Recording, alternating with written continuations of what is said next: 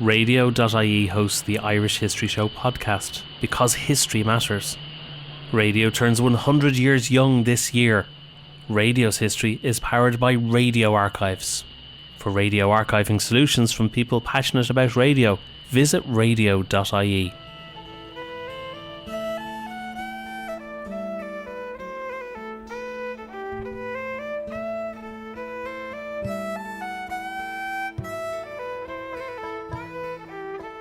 Hello and welcome to the Irish History Show. My name is Cathal Brennan, and as always, I'm joined by my co-presenter, John Dorney from theirishstory.com. Please check out our friends from radio.ie for all your radio archiving solutions. You can find this episode and all our previous episodes at irishhistoryshow.ie.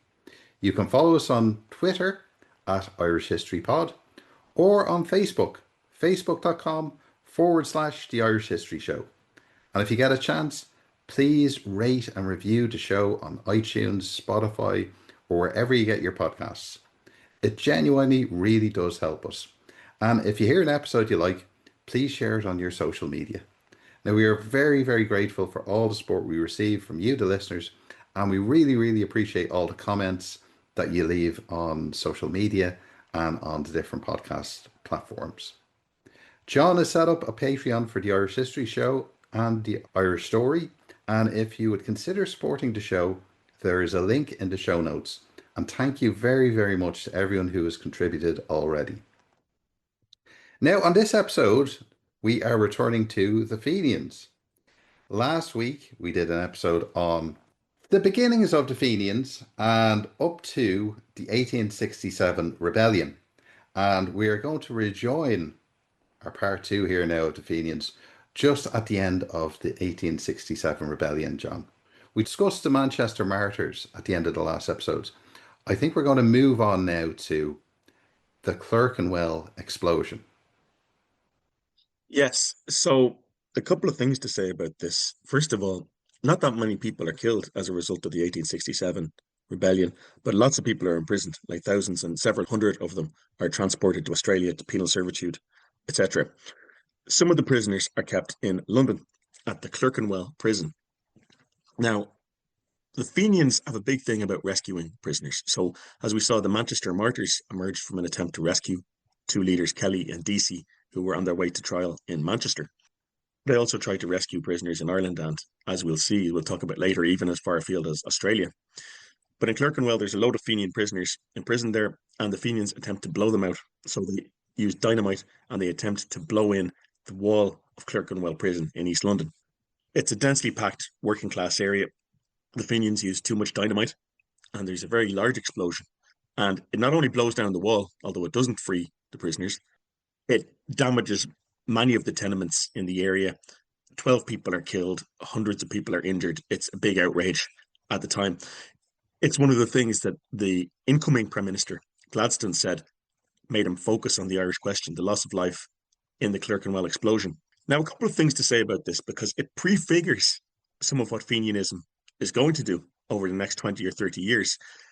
The Fenians envision themselves not as terrorists, as we would use the phrase. And by terrorism, it's a very loaded phrase. We mean individual acts of violence, a very small group acts of violence at symbolic targets designed to instill fear or terror in the enemy. So it is a tactic that people use. The Fenians did not see themselves in this light. On the other hand, this is what the Fenian organization turns out to be best at, because the Fenian organization is small individual circles, which are basically cells, which are not connected with each other except by one center. And this is the whole idea of Fenianism, to maintain secrecy, but that is a very poor structure for a large paramilitary organization, which the Fenians would have liked to have been to fight open battles and so on. But it is quite good for clandestine, small group acts of political violence. There is that debate, isn't there, all the way through the latter half of the 19th century, that some of the Fenian leaders, and particularly the leadership, like the Supreme Council, view the IRB as an organisation that would almost take to the field in uniforms in pitched battles against the British, and that this was dishonourable, these individual acts of terrorism. But you have the more realist members of the Fenians saying that, look, just we cannot compete with the British Army. They're better funded, they're better organised, they've more weapons, and it's just going to be a bloodbath. This is how we progress the Irish issue and the Irish national issue, is through this type of violence. Yeah, and again, like part of it is as kind of ideological. Like you have, for example, James Stephens and Charles Kickham in Ireland. This is on either side of the Atlantic. So Stephens in America and Kickham in Ireland, who are very much against the use of what they call terrorist tactics. And then you have people like Jeremiah O'Donovan Rossa and Alexander O'Sullivan, people like that who are very much in favor of it for the reasons that you suggest, because it's the thing that we can most easily do, and it's the thing that can hurt the British establishment and draw attention to the Irish question. But the Fenian leadership really ultimately comes out against it, and it's one of the things that we're going to be seeing. So we talk about the Fenians as a unified movement, but as we'll get onto, that's really not the reality on the ground. It's splitting all the time. And it doesn't just split once, it splits in many different directions. And then the split might be brought back for a while, and people come and go from the organization. And to me, it's not at all clear whether it's cut and dried, whether they're even in the Irish Republican Brotherhood or the Fenian Brotherhood at any given time, because we see cells emerge who are funded by one faction, and officially they're expelled or disowned by the leadership in Dublin or in America. But in reality, they still are Fenians, and they're still availing of Fenian organization and Fenian weapon supplies and money and so on like that. So it's something, the Fenians never really sort out. But you're right that the official ideological split is between honourable warfare and small group actions, what people can term terrorism if they like. But just to give you an idea, Cathal, or to give our listeners an idea of how deep this goes, you have a Fenian in 1867 who is one of these Irish American veterans of the American Civil War, and he comes back to Ireland for the rebellion, and he leads an assault on a string of constabulary barracks in South Dublin, including Glencullen up in the Dublin Mountains, and he's brought to trial for that. And he's accused also of various shootings that happened in the city in late 1867. So there's a number of people shot as alleged informers, which is another thing the Fenians do, and it's what all clandestine armed revolutionary groups end up doing. But in any case, he vehemently denies it. And so he says, I am a soldier of the Irish Republic. I was prepared for honourable warfare. He said, I'm not an assassin. I'm not a gunman. And so a lot of Fenians have this identity as well. What they really would love to do is raise the green flag over Dublin Castle, in the green uniforms of the Irish Republic. But as you said, the reality is that's not going to happen. Well, as you mentioned there earlier, John, we get a lot of factionalism and interfighting within the movement in the post 1867 era. One place where this is a huge problem more than anywhere else is the United States. So how do we get from the Fenian Brotherhood to Clan na Gael? Well, my understanding is that it's a split between direct action or violent tactics versus going for what we'll get onto in a second, new departure, which is by modern terminology like broad front politics in Ireland. So trying to embed the Republican or the Fenian organization in broader Irish nationalism in Ireland. So the Fenian Brotherhood becomes associated with Sullivan, who was in favor of armed organizations. And he's sort of circumvented by some of the others who kind of don't quite break away, but they rename their faction Clan na Gael, which becomes the dominant faction then of American Fenianism. Well, we can't really discuss Clan na Gael without talking about John Devoy. We And John mentioned him Devoy, just sorry, exactly. briefly, very briefly in the last episode, but he's one of these really fascinating figures that pop up throughout this whole story. And if ever anybody was going to be radicalized in their youth to become an Irish Republican, it was John Devoy, because he grows up in rural County Kildare. His father is a smallholder on the estate of Lord Mayo, and he has the misfortune, well, this is the family story anyway, that he's politically active in the repeal movement. And he has two letters to send, one to his landlord and one to the repeal movement in Dublin, with all the details about what's happening in the area. And he gets the letters mixed up and put in the wrong envelopes.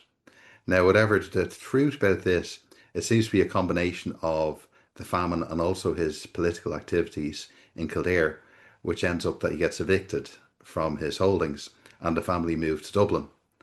And from quite an early age, John Devoy is quite radical, and he ends up becoming involved with the Fenians, working on behalf of James Stephens. trying to enlist British soldiers in Ireland into joining the movement.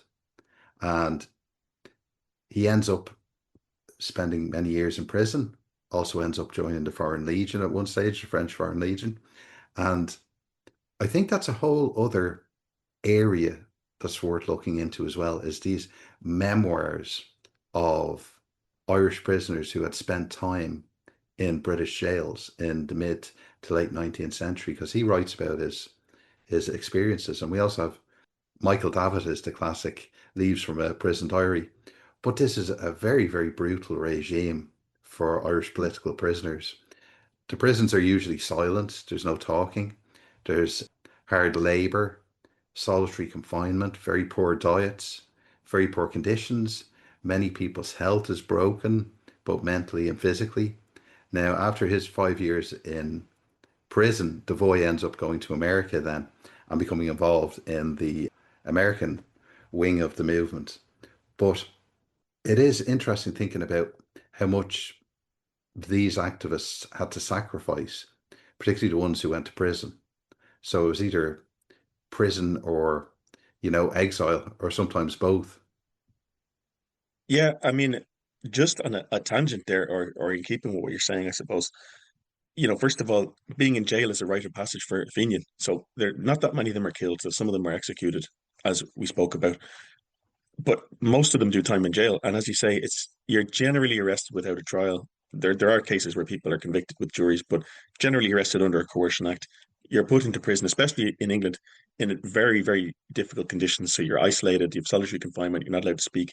And okay, among the people who've done this are, as you mentioned, James Finton Lawler, who's not a Fenian, but is also the classic jail journal, John Mitchell, jail journal.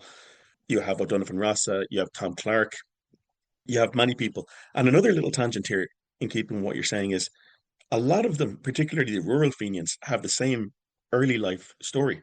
So, by the way, in our earlier podcast, I mistakenly said Michael Davitt was born in Lancashire. So he's born in County Mayo, grows up in Lancashire. The family moves there.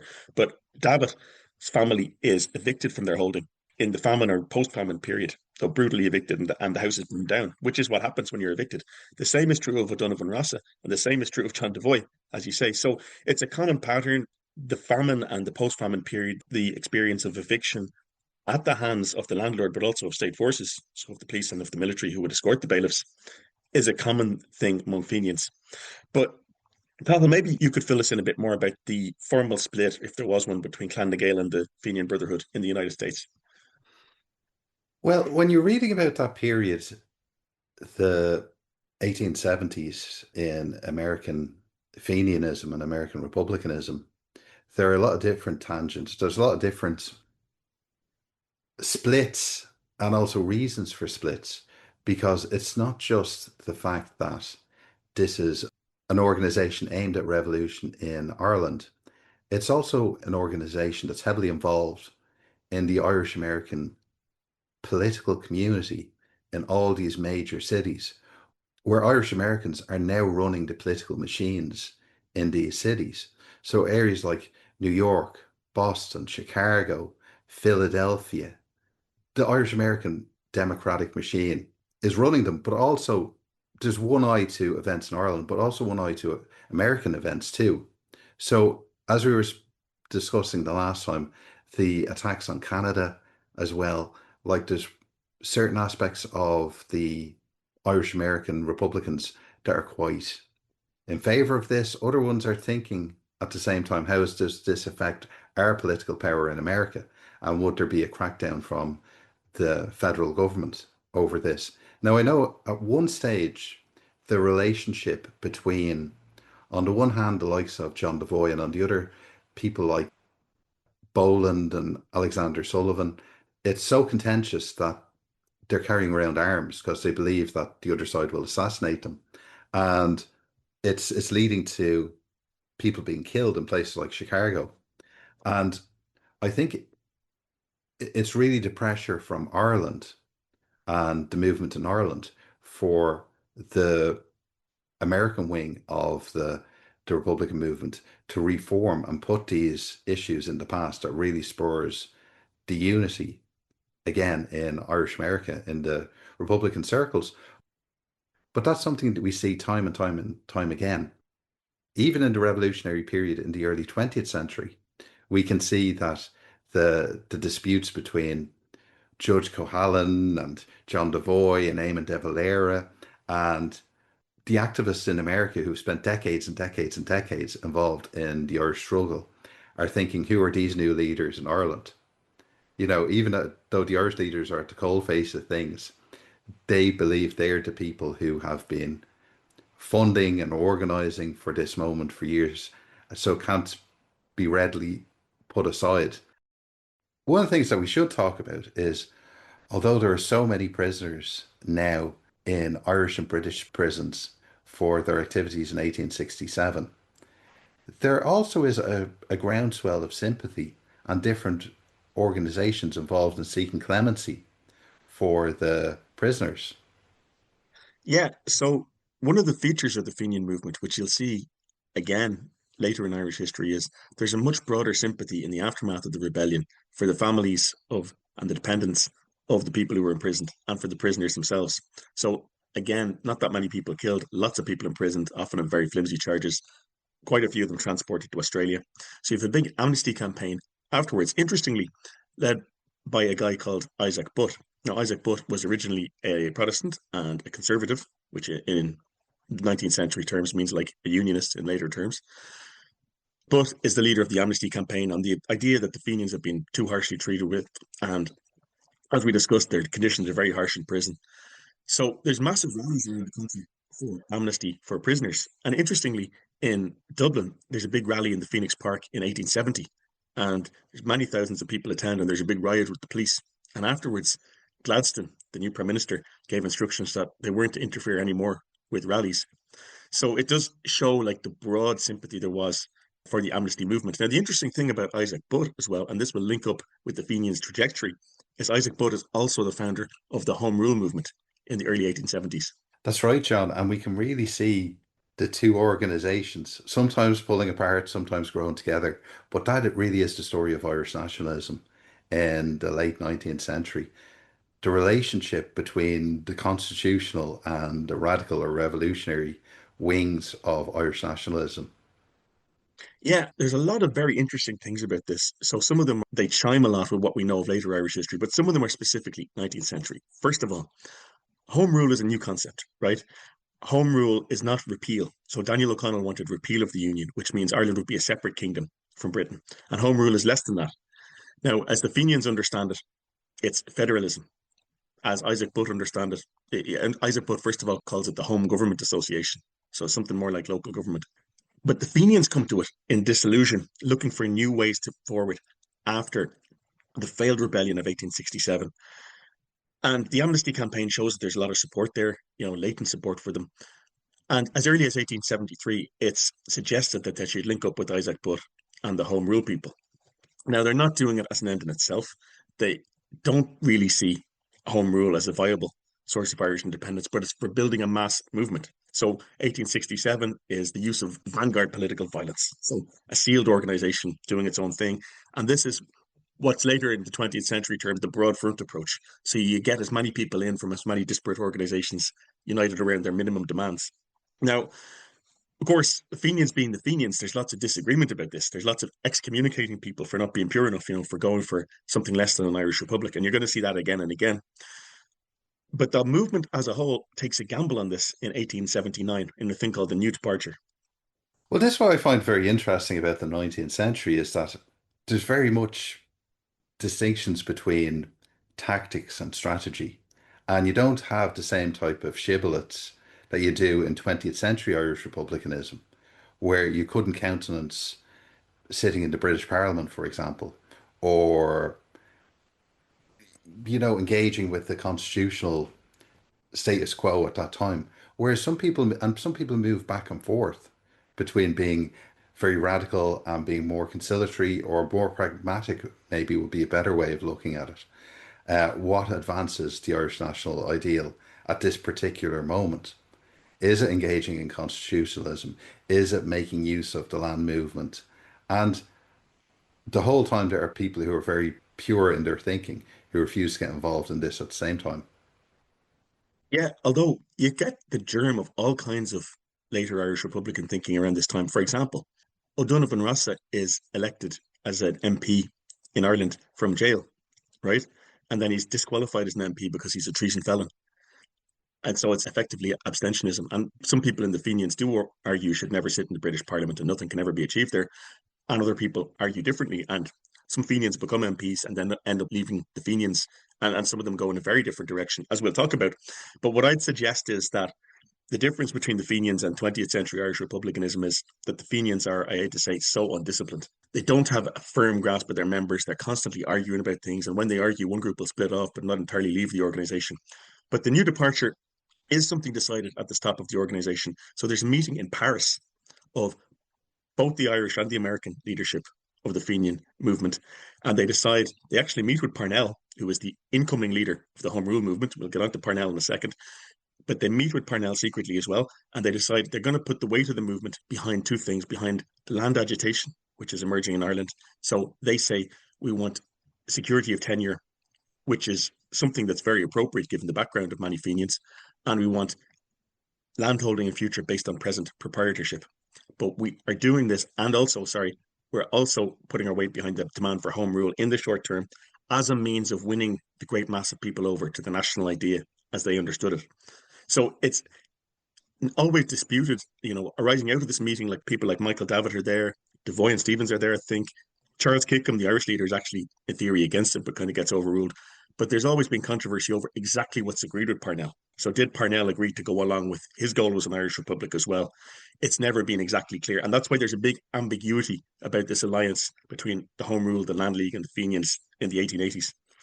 Well, a constructive ambiguity from Parnell's point of view. It does suit Parnell to let the Fenian movement and the leadership of the IRB believe he's fully behind it, while not necessarily giving them all the assurances for them to believe that he's entirely behind it.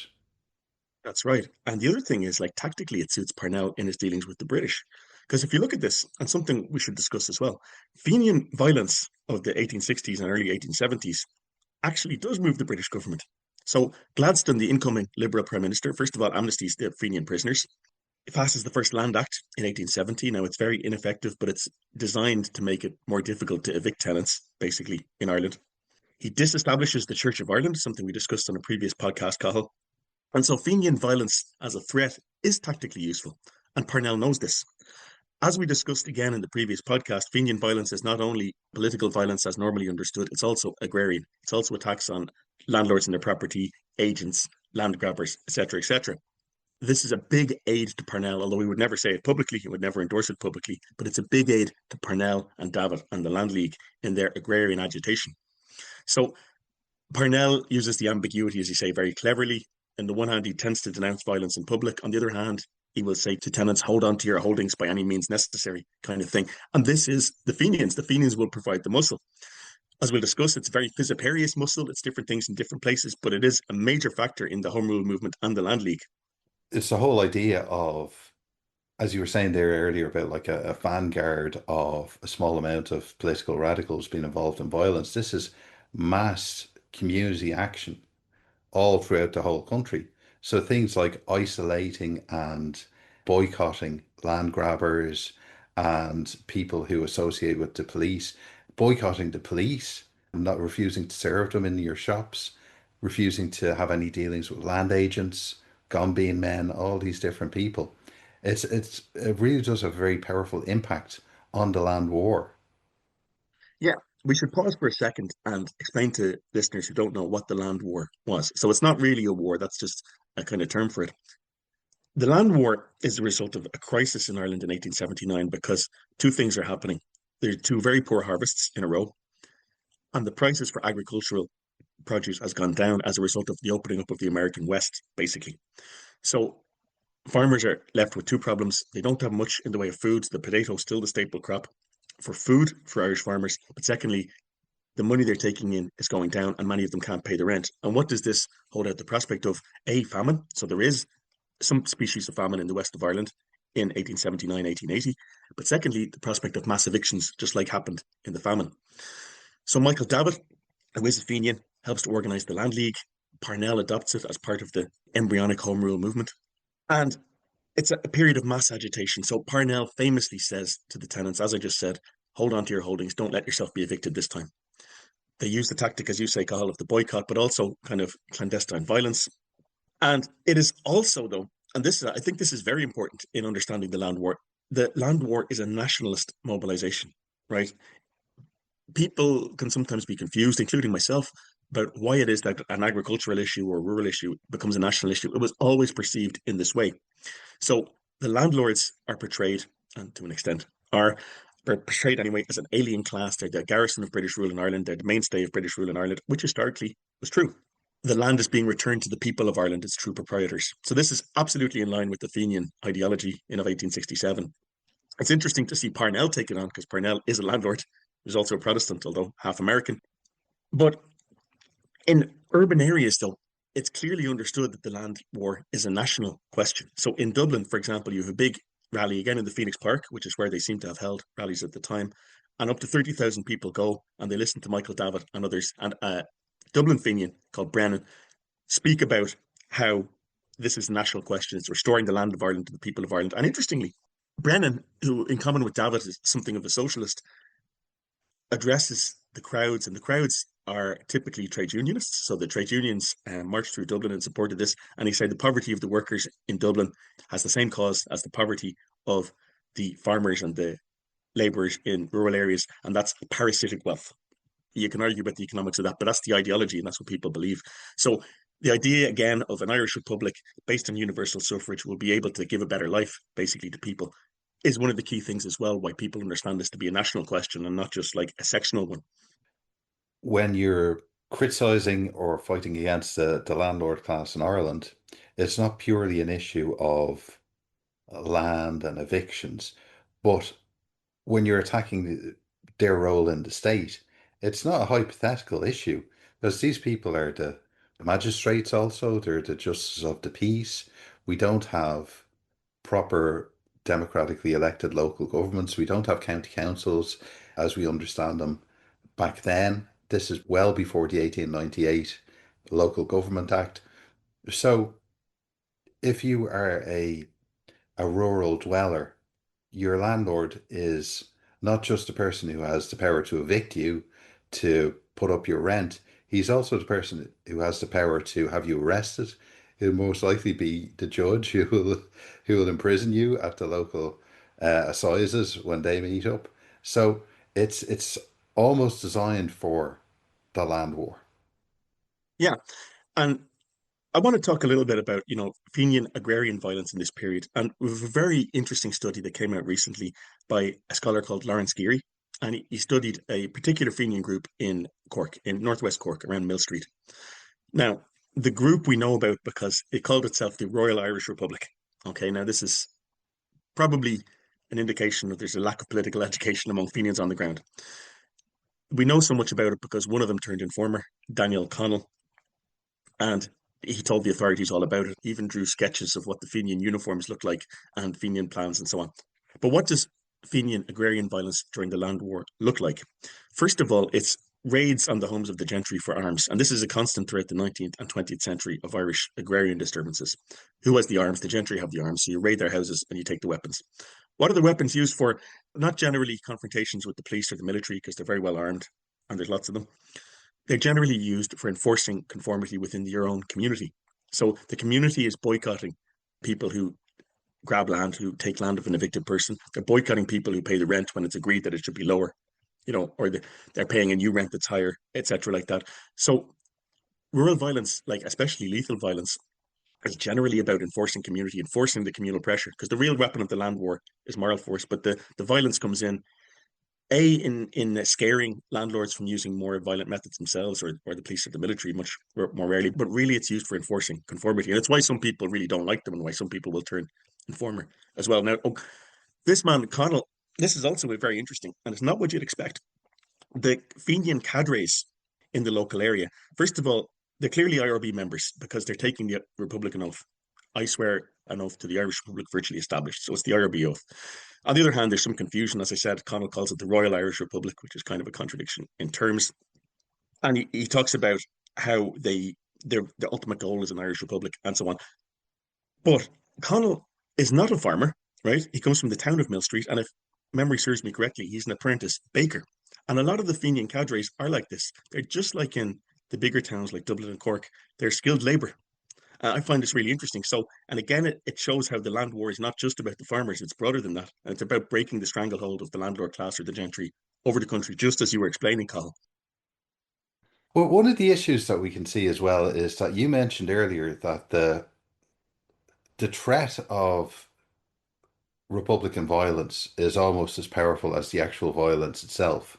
And when we get to the stage where Parnell is arrested under one of the coercion acts, we get the Kilmainham Treaty. And part of the thing with the Kilmainham Treaty is that it actually moves things forward in terms of the objectives of the land movement. So, with Gladstone's Second Land Act, originally farmers who were in arrears couldn't apply to the land courts to get their rent reduced. It was only to people who were fully paid up. This is scrapped under the Kilmainham Treaty. Now, the obligations on the national side, on the Home Rule side, are that we will have Parnell acting in concert with Gladstone and there'll be a Liberal alliance and so on moving forward. But like it definitely shows that while there is coercion from the British side, the threat of violence also leads to conciliation too and benefits to the land movement. This is precisely it. And as you correctly say, it's the threat of violence, really. So I was looking into, statistics about how many people died in the so-called land war, and it looks like it's less than 100, this is by direct violence. Now, there is a study, interestingly, of excess mortality during this period, because as we said, there's a famine and there's a lot of hardship from people evicted and stuff. And the excess mortality is actually very high, might be as high as 30,000, according to the study. But in terms of assassinations and direct political violence, it's probably less than 100. So it's the threat of violence, it's the threatening letter, hocking cattle. So something quite disturbing, probably to our modern sensibility. This means, disabling cattle by cutting their tendons, attacks on outhouses and farms, and sometimes on the big houses of the gentry. And there's one or two of the gentry who were actually assassinated as well during the land war. But generally speaking, it's the threat of violence. As I said, now, another thing to appreciate, though, I think, is we see from these guys calling themselves the Royal Irish Republic, you're not looking at a very tightly controlled structure. There is a contact with Dublin and the central leadership. They do send weapons and money, but actually, the Fenian groups around the country, especially in rural areas, are in some ways a continuation of the secret societies more than they are a very well organized cell based organization. They are Fenians. They understand themselves to be Fenians. They're not necessarily under very tight control. There's not necessarily a great deal of political indoctrination. Now, one thing to move it on, as you said, the land war, strictly speaking, is settled. It's settled for Parnell anyway by Gladstone's Second Land Act, which basically does two things. It makes it very difficult to evict tenants for landlords, and it makes it difficult to raise the rent. And also, as you said, tenants in arrears get forgiven their loans. Then Parnell wants to move the movement on away from the land struggle in particular and towards Home Rule. Now, a number of MPs in his party, so we mentioned Michael Davitt, but also people like Joseph Biggar and James O'Connor Power and several others, are in fact Fenians. But what tends to happen is they tend to break away from the Fenians. So they're moving too far away from the goal of the Irish Republic. They're moving too far into constitutional nationalism. And so the Fenians become a lot less enthusiastic about Parnell actually around the end of the land war. Isn't that exactly the point that they feel that people are being diverted towards the land movement and being diverted towards constitutional agitation, whereas to them it was only ever a tactic and a short-term tactic towards Precisely, yeah. getting more people involved in ultimately rebelling towards an Irish Republic. Yeah, exactly. And so, you see this a lot in Irish republicanism as well. It's one of these enduring themes that's there from the foundation, which I would kind of argue is the Fenians, is social activism, social economic activism, a means to an end, or is it the end in itself? And Irish Yeah. republicanism has debated and debates this constantly within itself. But in terms of the Parnellites, another interesting thing is as well, Michael Davitt, who is, the most, let's say, ideological on the land question, is actually upset that Parnell and even the Fenians have gone for the idea of peasant proprietorship, meaning that the tenant farmer would own his own land. So Michael Davitt, much more socialist, and he wants land nationalization, basically, and people to live on cooperatives, which is a very interesting idea. I mean, there is a cooperative movement later on. Doesn't get adopted either by Parnell or the Fenians. So the Fenians never quite go the full hog on the social radicalist, even theoretically. Yes. Now, we should move off the land issue for a moment because we should also say that during this period, the 1870s, in America, we have a huge issue, a huge PR coup for the Republican movement, and that's the Catalpa rescue. And it doesn't happen in Ireland, doesn't happen in America, it happens in Australia. John, can you tell us about that?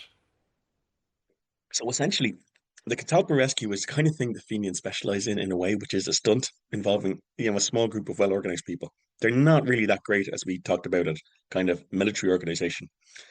So the Catalpa thing, they raise money in America, they fit out a ship, and what the idea is to rescue the remaining Fenian prisoners from Australia, from the penal colonies there.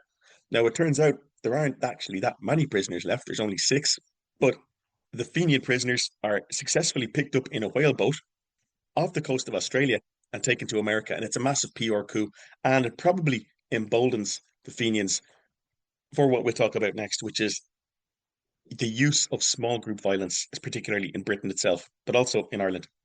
Well, this is it. We're going to have the reintroduction of somebody we mentioned earlier, O'Donovan Rossa, and the dynamite campaign in Britain.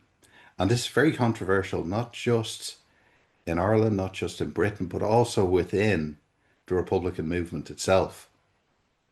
Yeah, and I mean, it's not just the bombing campaign in Britain itself, to be fair, it's also in Ireland itself. And the most famous manifestation of this is a kind of split from the Fenians, although was it exactly a split or was it just a group within the Fenians called the Invincibles? Now, at the height of the Land War, actually just after the Kilmainham Treaty, so called, the Invincibles, who were a group funded from Irish America, this idea of using small group violence on high profile targets, the Invincibles assassinate the chief official in Ireland, Cavendish, the chief secretary, and his assistant Burke in the Phoenix Parks. They stabbed them to death with surgical knives, for which they're later hanged. There's famously an informer, Carey, who was later himself killed on a boat to South Africa. But the point is, in Irish America, there is a tendency led by O'Donovan Rossa, as you say, Cahill, which wants small group action, if you like. I'm trying to avoid the use of terrorists, but I don't know how to do it. The use of political violence by small groups in order to achieve a political result. One manifestation is the Invincibles, and famously they all get hanged. But another manifestation is the so-called dynamite campaign in Britain. Now, of course, like many Fenian things, this has lots of long-term echoes because it's not the last time Irish Republicans will bomb Britain. But the idea is to bomb high-profile targets, particularly in London, although there's also bombs in places like Glasgow and Liverpool and elsewhere. Dynamite's a relatively new invention. We saw it was used in Clerkenwell in 1867.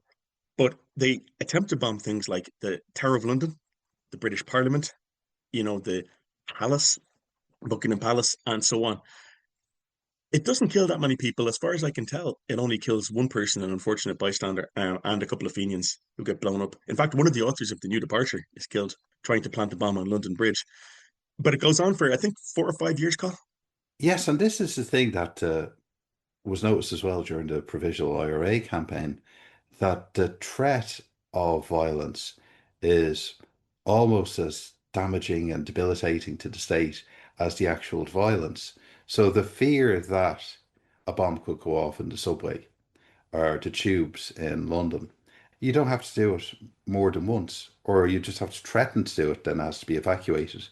And things like power installations, bridges, public buildings, and it creates a fear factor among the population, but also among the police and the government. And going on year after year after year, there was always that phrase that one bomb in London was the equivalent of 100 bombs in Ireland, that was far more useful in focusing the mind of the British government into dealing with Irish affairs. But on the other side, it also stirred up a lot of anti-Irish feeling, both in the late 19th century, but also in the late 20th century as well, among the British population towards immigrant Irish communities, whether they had any involvement with the violence or not. Yeah, and I mean, you can't help but see the parallels between the two, even though, we shouldn't, of course, we shouldn't read history backwards, but you can't fail to see the parallels. Now, in terms of the Fenian campaign, so there's a number of disparate groups. Like O'Donovan Rossa, first of all, funds a group off his own back with what he calls the Skirmishing Fund. Then Clan na Gael actually gets involved as well, and a separate group is funded. And that's why there's a number of episodes of the Dynamite campaign, which runs, as we said, for about 4 years. One of the people arrested, though, very interestingly, is a young Tom Clark. So, one of the architects of the 1916 insurrection. And as we said, this gives us a window into how harshly Fenian prisoners are treated. So, generally, what the British try to do is not execute them. So, they have the option to do that. But they charge them with a thing called treason felony, which gives you penal servitude rather than the death penalty. It's very harsh. So, they're typically put into a prison in England, Pentonville or Dartmoor or one of the others. There's no talking allowed. Exercise is very limited, and a lot of them end up kind of disabled after it. So Tom Clark, for example, never quite recovers his voice. His voice is always very weak afterwards. O'Donovan Ross in his imprisonment himself, which is slightly earlier, admittedly, develops a problem with his back that never goes away. Fenian prisoners very harshly treated. And the other thing about the Dynamite campaign and the Invincibles tactics like this is that it's unpopular also with many Fenians. So James Stephens, for example, denounces the Dynamite campaign as the lowest expression of the national movement, I think is his phrase. People like Michael Davitt, who weren't by this time former Fenians, they condemn it. It's kind of widely condemned and it's kind of seen as very distasteful in much of Irish nationalism on both sides of the Atlantic. Yes, because the Fenians have a very definite idea of who they are and what they are. And particularly the veterans of the US Civil War, as you mentioned earlier, they view themselves as soldiers. So when you have events like there was a very small boy killed and his nanny was seriously injured and left permanently deaf, that is not the way that a lot of these Republicans view themselves. It's not an action that they want to be associated with. Precisely, and it contributes to yet more splits and divisions within the IRB and Clan na Gael. Now, one thing before we move on to the feuds and splits, because there's lots of them to talk about, before we move on to that, another interesting thing that comes out of the Dynamite campaign is basically the invention of the Special Branch and Scotland Yard in Britain itself, which originates as an attempt to track down the Fenian cells who were doing the Dynamite campaign. Because as we said, not many people killed, but lots of terror created by these very high profile explosions. So as you said, on the London Underground, on London Bridge, the Tower of London, British House of Parliament, etc. And interestingly also, Scotland Yard and the British Special Branch is modelled on the Special Branch in Ireland, which comes first under John Mallon of that era, very successful in doing things like recruiting informers and having mass convictions based on the testimony of an informer and so on. So the Fenians have a very long-term effect there in terms of the British security services. Yes, I don't know how true it was. I remember hearing at one time that M, the head of MI5, comes from Malin and from his surname. I wonder is that Yeah, like an urban myth that started at some stage? But in a way, it was always that like colonial view of Ireland in a way that Ireland being the laboratory for empire, in many ways, it is the laboratory for counter-revolution and coercion that could be applied not just in Ireland and Britain, but throughout the British Empire. yeah. Now, Ireland is kind of a halfway house there because in theory, Ireland is part of the Union. So, you have to have a much more legalistic approach than you're going to take in a colony. In a colony, you're more likely to use outright violence, which the British are quite careful not to do. Like they imprison loads of people, some of them without charge and so on. They're very harsh terms of imprisonment, but they don't use that much in the way of outright mass violence. So if you look at the things which Irish nationalists are really outraged about in this theory, they're on a reasonably small scale. So you've the Mitchelstown massacre, where the police opened fire on a Land League crowd, where I think there's 4 people killed. The spark for the Invincibles assassination of the chief secretary was again the police opening fire in a crowd in Ballina, County Mayo, where I think again 3 people are killed. Now these are outrageous, the police opening fire on crowds of people, but they're on a relatively small scale, and the British are quite clever about this. They're also reluctant to execute too many, so they're aware of the idea of martyrdom and how powerful this can be in the Irish psyche. Now, none of this applies in a faraway colony where no one speaks the same language and where there's no press and where they don't have citizenship and don't have the vote. So I would agree with you, but with some caveats. Ireland is always this halfway house, halfway in, halfway out of the empire, partly part of the United Kingdom and partly part of the colonial sphere.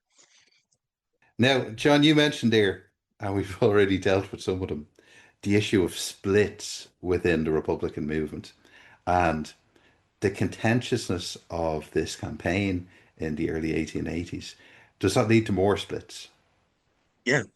And again, one thing that you see when you start to, like an onion, peel back the layers of the Fenian movement is how vociferous it is in the late 19th century and how, in some ways, undisciplined it is. And now, by way of example, I'm going to talk about a Fenian, an IRB man, Joe Poole, who was executed in Dublin in 1882. So the same year that the five Invincibles were executed, Joe Poole, much less celebrated. Now, what happens here is, remember, first of all, the Invincibles, who became kind of Republican martyrs, were themselves a split. So they were funded by a renegade faction of Clan na Gael. In the IRB itself in Dublin, there is also a split between the Stephenites, who follow James Stephens in America, and the Supreme Council in Ireland. And this is something you often see with illegal Republican groups in Ireland. This becomes deadly when it becomes a question of who controls the arms dumps. So the Fenians don't use their weapons all that much, but they've quite a lot of arms dumps around the place. Who controls the dumps means who has the power within the illegal organization. So this is the case of Joe Poole. Joe Poole is a part of the Vigilance Committee, so their job is eliminating informers. They shoot a number of informers in Dublin in the period. James Carey used to have that job as well. Yes, indeed. And James Carey, for people who don't know, is the one who squealed, if you like, on the Invincibles. So what is it that says in the motto, the famous song? It wasn't very sensible to tell on the Invincibles. But anyway, going back. But it's interesting as well, and again, parallels, which we won't go into in too much detail, about people responsible for Republican security actually recruited as informers. But in any case, Joe Poole is a member of the Supreme Council faction of the IRB in Dublin. He's responsible for shooting informers. He's actually arrested for shooting and ultimately executed for shooting an informer, but he claimed he never did it. Now, what he almost certainly did do was shoot a policeman. But under what circumstances did he shoot a policeman? There was a confrontation between two rival Fenian cells in Dublin over the control of an arms dump. A Dublin Metropolitan policeman attempted to intervene and he shot in the crossbar of a shootout between two Fenian factions in the streets of Dublin. Now, it's almost certain that John Mallon knew that Poole had something to do with the death of this policeman, and so he fitted him up, essentially, for the killing of this other man, an informer, a Fenian informer named Kelly. Now, this is a classic thing of the period of the land war and so on. The jury is packed, as in it's filled. There's deliberately selected government supporters, so unionists, as they'd be termed in Irish history. At that time, the term is still basically conservative, is the term that's used. Overwhelmingly Protestant and propertied and supporter of the connection with Britain. And so Poole probably did not do the killing that he was executed for, and he went to the gallows as a true Fenian should, saying, I'm being executed because I am a servant of the Irish Republic. He's buried, by the way, anonymously in Richmond Bridewell, which is now Griffith College. The body has never been found. But the point is, Poole is not a celebrated Republican martyr, but the point is, look at how many splits there are. So not only the IRB and the Invincibles, but there's splits within the IRB at the time, which are deadly, which people are shooting each other in the streets of Dublin over. That's an example. And then in America, in 1889, you've alluded to this already, Cathal, there's a deadly split within Clan na Gael. And it's a similar kind of thing. So on one hand, it's a disagreement about tactics, about the use of, let's call it vanguard political violence versus the broad front approach, but it's also about funds. So James Stephens and John Devoy accuse Sullivan, who is the leader of what one could call the forward faction, the faction who are in favour of political violence. They accuse him of embezzling funds. And Patrick Cronin, who is sent to investigate this in Chicago, was murdered. So he's bludgeoned to death and his body is stuck in a sewer or something, really gruesome thing ahead of a Clan na Gael convention. So there's something about Fenianism where it's prone to these splits. I mean, maybe it's a lack of discipline, maybe it's a lack of cohesion, but it's a big weakness, and it's also probably the reason why the authorities are able to recruit informers with apparently relative ease. The IRA, I'd argue, is much better disciplined and centrally controlled than the IRB of the late 19th century or the Fenian movements of the late 19th century were. So, for example, like there's one episode that I know in the War of Independence, which is in Limerick City in 1920, where there's a dispute between two IRA factions and one IRA man gets murdered by other IRA men. And as far as I know, that's the only case where that happens. And GHQ, it's true, never get to the bottom of it, but they replace the officers concerned. And, they're able to kind of control what goes on around the country to a much greater degree. Whereas in the Fenian movement, it seems to be much more vociferous. You can recruit a local circle, but then You have very little control over them. And then at the center, people are constantly splitting off and doing their own thing, which you don't see in the 1920s. So it might be one of the reasons for failure, although not the only one. But we should get on to probably the end of this period and the Home Rule Bill, Cathal. The first Home Rule Bill comes in 1886, and this is Gladstone's attempt to solve the Irish question. Now, as you said earlier there, it's not a return of repeal. It's not Daniel O'Connell's idea of an independent Irish kingdom, that the King of England will be the monarch of both Britain and Ireland, and then there will be a completely independent Irish Parliament, a separate Irish House of Lords, and a separate Irish House of Commons. Ireland will have local government. It will have its own parliament, but an awful lot of the functions of that parliament will be reserved for Westminster. The foreign policy will still be dealt with in Westminster, and various things are still kept in a UK wide basis. Now, this becomes the model for Home Rule in the later Home Rule Acts. Some things change from time to time. Some of the Home Rule bills would continue to see Irish members sitting in the Imperial Parliament in Westminster at a much more reduced level. Some of them don't see any reason for Irish MPs to continue to sit at Westminster. They'll all sit in a new Irish Parliament in Dublin. But the issue in 1886 is that the Liberal Party splits, and a certain amount of Liberal Unionists under Chamberlain vote with the Tories to block Irish Home Rule. Now, when this comes up again in 1893, while it passes the House of Commons, it faces the House of Lords, and the House of Lords overwhelmingly reject it. And this will be the case for the foreseeable future, while the House of Lords has a veto over legislation passing in the Commons. And it's not until the Lords' veto is removed with the Parliament Act in 1911 that any serious attempt to pass another Home Rule Bill is even worth trying. Yeah. Now, as regards the Fenians, so Home Rule, as you say, never goes through, but it looks like it might be on the cards for a while. We should also mention in passing that the first Home Rule Bill in 1886 provokes this ferocious rioting in Belfast, which is the first we'll see a very serious sectarian violence over the question of Home Rule, which again, something is going to continue. But from a Fenian point of view, it seems to me that Parnell he doesn't successfully bring along the Fenian movement. So the Fenian movement by this point has disengaged from Parnell officially, and they're saying Home Rule is not what we want. We want an Irish Republic. But on the ground, Parnell is able to bring along the Fenian MPs that he has, who were often former Fenians by now, David, Bigger, Conor Power, etc., by this kind of constructive ambiguity. So Parnell very famously says, no man has the right to set a boundary to the march of a nation. No man has the right to say ne plus ultra, so far shall you go and no further. Now, what that clearly means to people who want to believe it is that Parnell is on the road to an Irish Republic. Although, of course, Parnell leaves himself the room to deny that, should you need to. And Parnell is questioned in the British Parliament about whether he really wants an Irish Republic, and he denies it. So there's one thing to appreciate is among the kind of general Fenian culture in Ireland and America, they are actually have a positive view of Parnell. Parnell is seen as uncompromising with the British. He's prepared to tell them where to go if necessary. Also, we haven't talked about this so much in this podcast, Cathal, but there is a whiff of anti-clericalism about the Fenians. And what they mean by that is not so much atheism or kind of a philosophical standpoint, is they don't want the clergy telling them what to do about politics, about the national question. They say the lay people should be able to decide lay questions for themselves. And Parnell, being a Protestant, of course, is very much in favour of that. An interesting little anecdote about this as well is Joseph Bigger, who again is a Fenian at one point, and he's a Parnellite MP. He seems to have left the Fenians at some point, probably in the 1870s. But Bigger was originally a Presbyterian, and apparently meeting with John Devoy, I think it was, Devoy is supposed to have said to him, I wish you'd say the Presbyterian.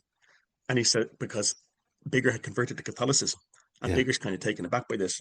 And Devoy tells him it would have been much more useful if you'd have been a Presbyterian, because you could have converted the other Presbyterians in the north of Ireland. So Yes. it's the Fenians' outlook is like this idea that the only important thing is the national question, and there's the sectarian thing should be something that we can avoid. It's an interesting outlook. Like, it's kind of hard to grasp hold of because it's not quite secularism, but it's this idea of the Irish national question is the only overriding thing we should be interested in, and on that basis uniting Catholic, Protestant and dissenter. Now, as we discussed, In the previous podcast, Cathal, there are contradictions here. The land question is perceived by many northern Protestants as a sectarian issue. The Orange Order is mobilised to help landlords such as Captain Boycott, the famous man who coined the word boycott. But what I'm getting at is the Fenians actually, in general, not the organisation, but in general, Fenians actually have a quite positive view of Parnell, and they tend to take his side when the Home Rule movement split in the 1890s. Yes, and another interesting anecdote as well is that out of Ireland's four archbishops, you have Archbishop Croke down in Cashel, who's very, very positive towards the Fenians and even would countenance the idea of political violence if there was no other option. And compare that to Archbishop McHale in Tuam, who despises the Fenians. And even within such a small group at the top of the hierarchy of the Catholic Church within Ireland, there's very diverse views on republicanism. Yeah, and that's something as well you're going to see in a later period too. Like there's a kind of caricature that the Catholic Church is pro-British or the Catholic Church is, maybe pro-Home Rule but anti-Republican. And actually it's much more complicated than that because the stance of individual bishops varies. And you're going to see this up until, 1921 at least. It's, something maybe for a later podcast, Carl. Yes, and that's the thing they say as well about Archbishop McHale in Tuam is that while he is very strongly anti-IRB, most of the younger curates under his nominal control don't agree with him or don't take his lead at all in political matters. We should briefly talk about like the end of this period politically is the Parnell split in the Home Rule movement. And that's famously because of a divorce case. So Parnell is having an affair with a married woman, Catherine O'Shea, who is the wife, although the estranged wife of one of his MPs, Captain O'Shea. And, the movement splits between what's called the clericalists on one hand, who denounce Parnell as an adulterer, and the Parnellites. And the Fenian inclined MPs generally take the Parnellite side. Oh, no, not all of them. Michael Davitt, for example, is an anti Parnellite. But one thing I want to stress here for listeners, which is interesting, I think, and is different from the later period, is that Fenians thought Parnell was basically good. They don't see the Home Rulers as necessarily their enemies, like later Republicans would see John Redmond and that generation of Home Rulers. It's something different. They like Parnell. They think Parnell is, and Parnell gives them enough reason to believe that he's on their side. Yeah, it's just the contradictions of reading Irish history backwards. Like John Redmond would have made his reputation as a Parnellite and Mm, as one of the more radical of the Irish Parliamentary Party, being very strongly pro-Boer during the Boer War. And you can see the centenary of the 1798 rebellion, a lot of these people being very, very pro 1798. But when you're looking at Irish history backwards from the War of Independence, these are all pro-British. They're the worst of the worst as far as Republicans are concerned. So it's viewing history either forwards or backwards gives you a very different complexion on the events. absolutely. Now, we should finish probably talking about where the IRB found itself in the late 19th century. So, would it be fair to sum it up, Cahill, as saying the IRB kind of takes a cultural turn from the mid 1880s onwards? Like they don't do much in the way of political violence after the end of the Dynamite Campaign. And they're much more interested in harnessing the power of what's known as the Irish cultural revival or the Gaelic revival, things like Gaelic sports, the Irish language, and so on like that. Yes, like the whole national movement in some ways is a bit in the doldrums in the 1890s. After the Parnellite split and after that Parnell, politically Irish nationalism is in the wilderness. You have, a split movement, but also you have a lot of disillusioned Republicans. The IRB isn't really going anywhere. So it's like, where do you put those energies for like young nationalists? And in the 1890s, and the 1880s, you have the growth of very significant cultural and sporting bodies such as the GAA. You have the Gaelic League, you have the Gaelic Literary Revival, you have the theatre movement, all these different things. And while not focused on political matters per se, they are very much national bodies and they have very much a nationalist edge to them. And more so when you see that the IRB decides that it's very important to involve themselves in these bodies and involve themselves in the running of these bodies. So they get involved. They sort of use the entryist tactics you can see in very left wing movements getting involved in larger Labour or Social Democratic parties in the 20th century. The IRB originate this in this period in the 1890s.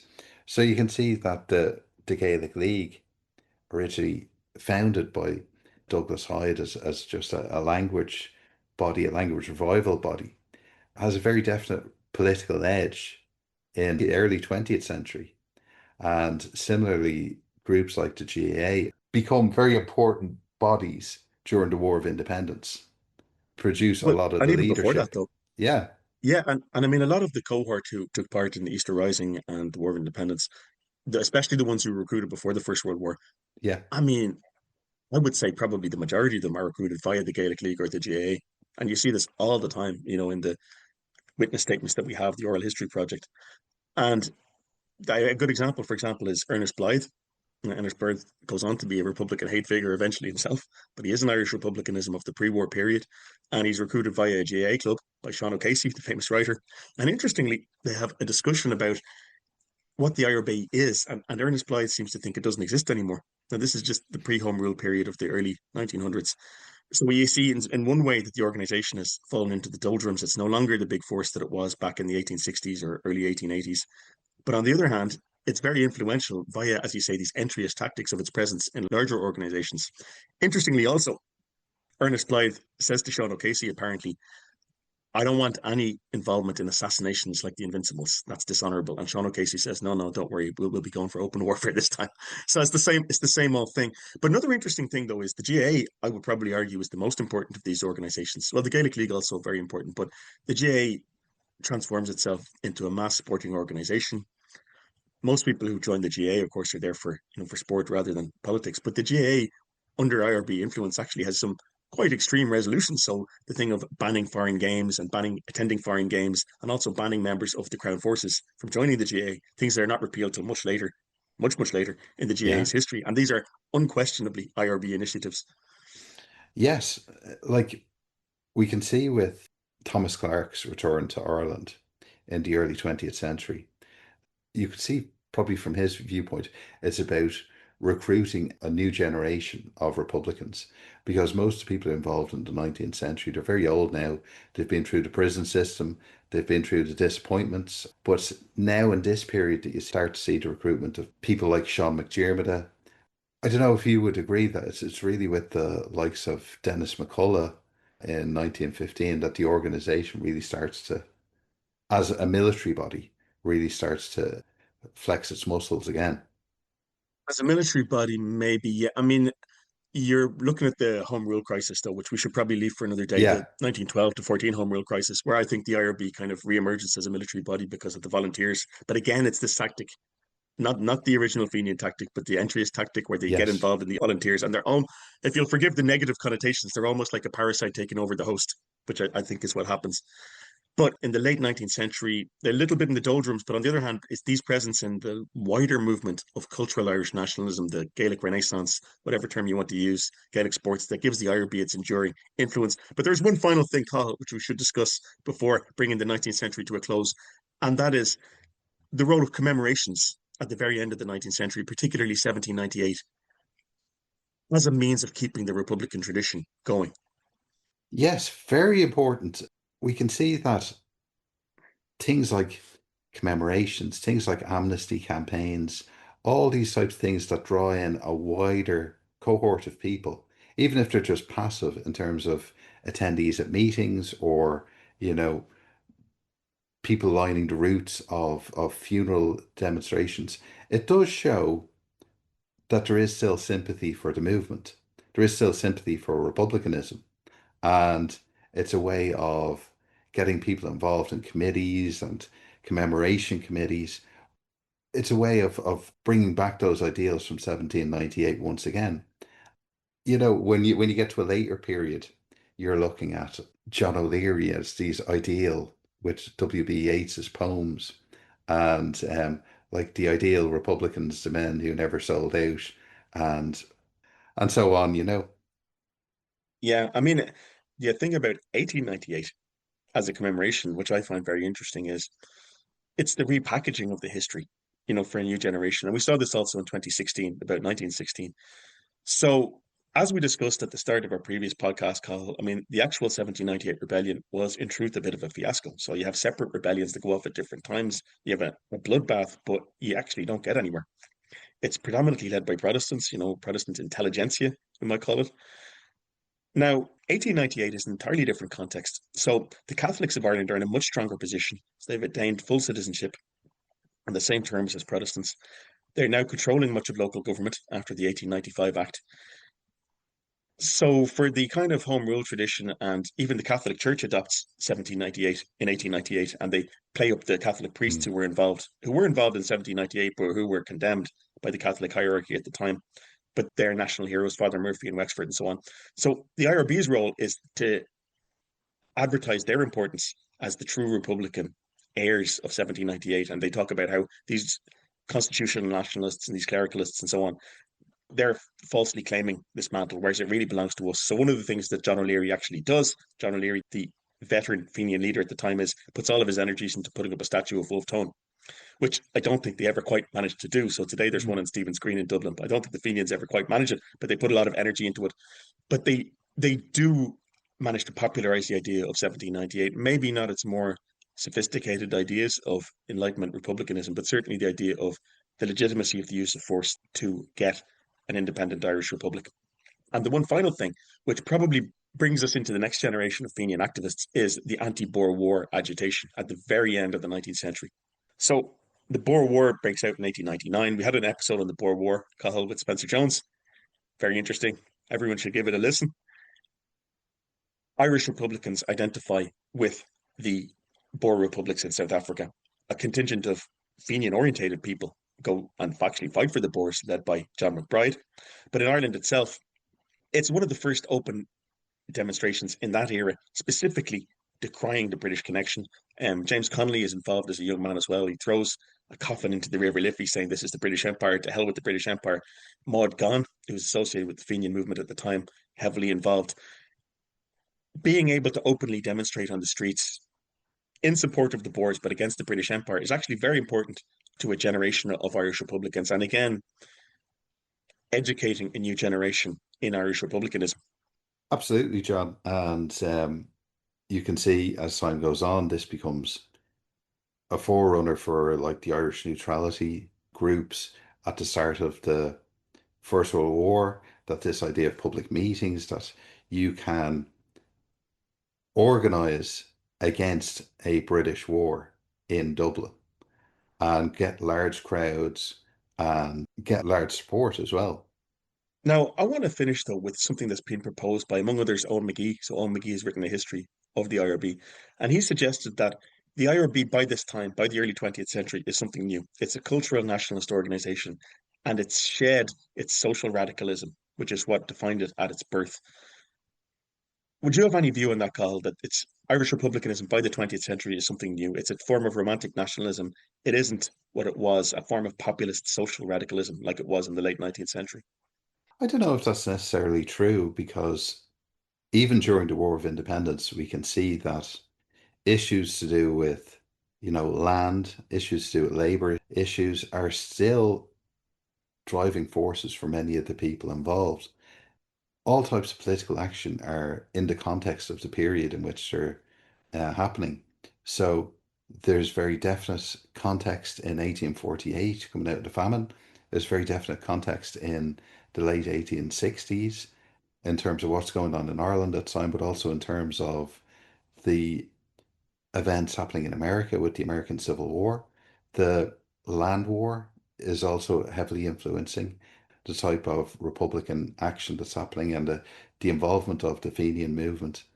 I think the growth of cultural nationalism in the late 19th century is obviously going to have an effect on the national movement because even the way that we describe it, the national movement, it's many parted. There's like many different aspects to it, and it's going to influence how people move forward. It's going to influence the type of people who are getting involved in the national movement, and also might branch off into more militant republicanism based on who they're encountering.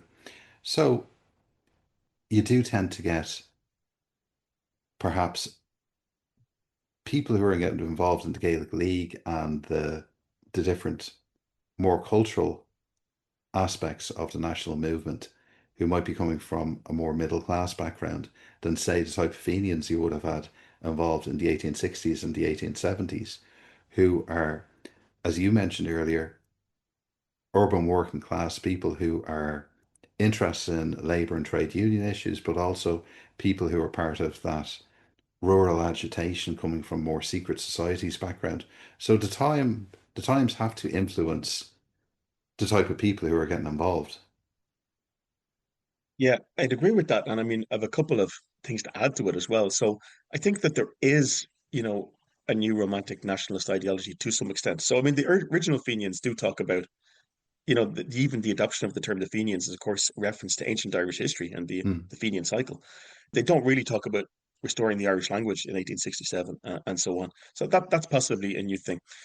But in terms of social radicalism, one thing I think you have to appreciate is that some of the things that the Fenians were concerned with in the 1860s and 1870s and 1880s had actually been, if not resolved, at least ameliorated significantly by the first decades of the 20th century. So you have much wider franchise.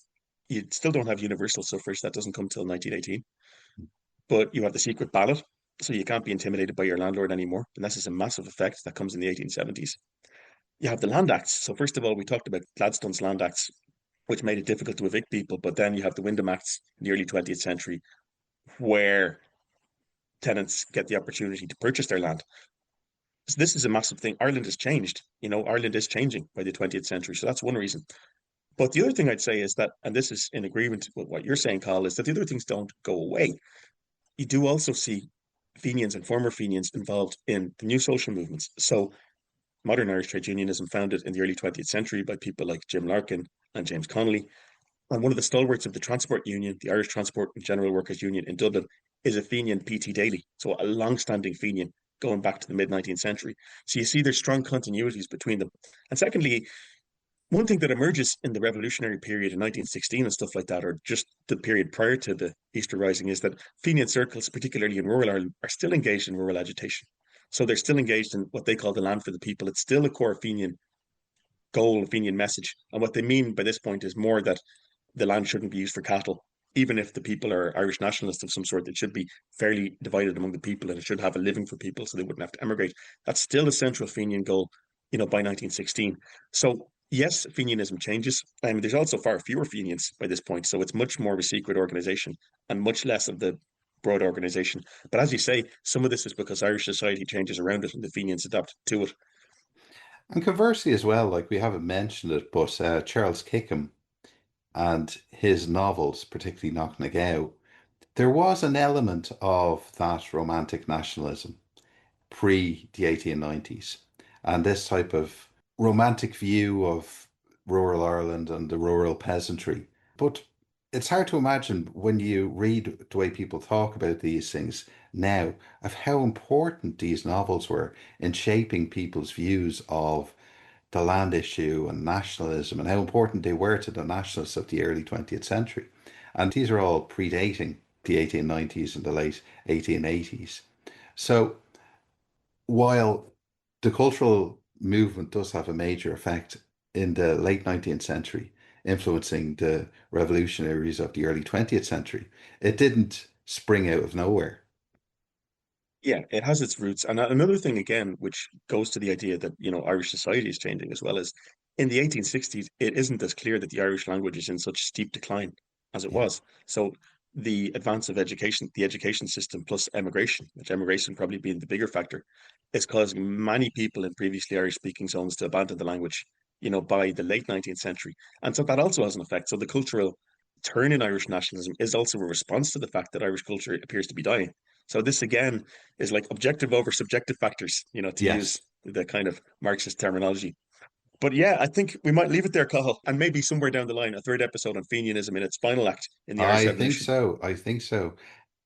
Well, thank you very much, Sean. And just to say, you can find this episode and all our previous episodes at irishhistoryshow.ie. Please follow us on Twitter at Irish History Pod, or check out our Facebook page, facebook.com/The Irish History Show. And you know by now what I'm going to say. If you could rate and review this episode on your podcast platform, wherever you get your podcasts, iTunes or Spotify, it really does help us. And please share this episode on your social media and tell your friends. We really do appreciate it. And send us a comment. Let us know what you think. Now, John has set up a Patreon for the Irish History Show and the Irish Story. And if you would consider contributing to that, we would really, really appreciate it. And we'd just like to thank everybody who's done that so far. So on behalf of myself, Cathal Brennan, and my co-host, Sean Dorney, thank you very much for listening.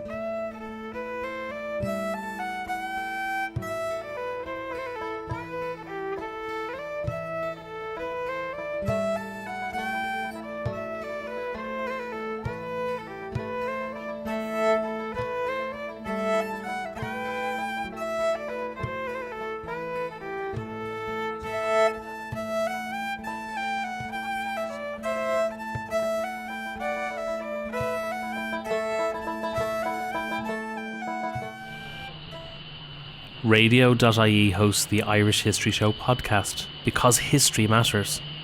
Radio turns 100 years young this year. Radio's history is powered by radio archives. For radio archiving solutions from people passionate about radio, visit radio.ie.